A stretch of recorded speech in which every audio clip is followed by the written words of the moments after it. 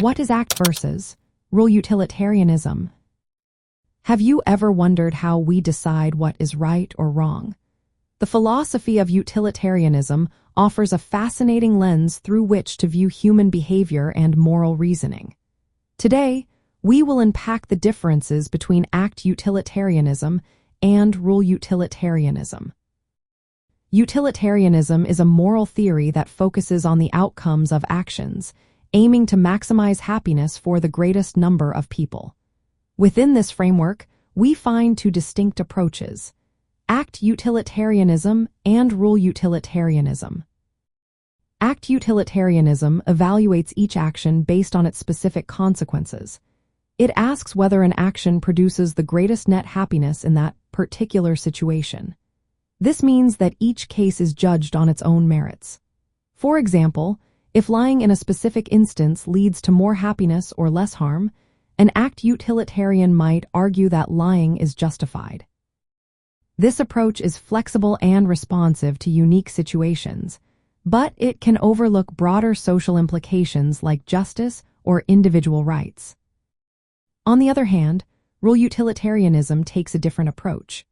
It considers the consequences of following general moral rules rather than focusing on individual actions. According to this view, an action is right if it follows a rule that, when generally applied, maximizes overall happiness. Instead of looking at each action independently, rule utilitarianism supports the idea of adopting rules that promote the greatest good for society in the long run. For instance, a rule utilitarian would argue that lying is wrong because a general rule allowing lying would ultimately reduce trust and happiness in society. From an anthropological perspective, these two approaches reflected how different cultures might approach moral reasoning. ACT utilitarianism aligns with cultures that prioritize flexibility and immediate social harmony. In contrast, rule utilitarianism corresponds to societies that emphasize stable norms and collective rules to maintain order and long-term welfare.